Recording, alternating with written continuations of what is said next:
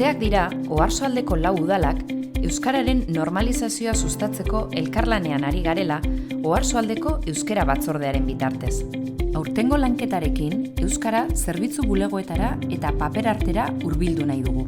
Bezeroekin hitzezko arreta ez ezik, paper kontuak euskaraz egin ahal izateko bitartekoak prestatu ditugu. Bulegoetan, ohikoak diren kontratu, formulario eta bestelako dokumentu ereduak euskaratuz eta ekimenean parte hartzen duten bulego guztien eskura jarriz.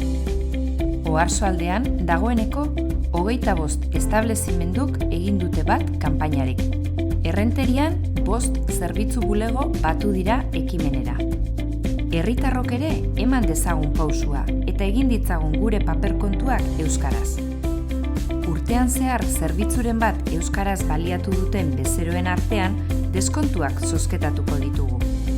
Paper kontuak euskaraz nahiago.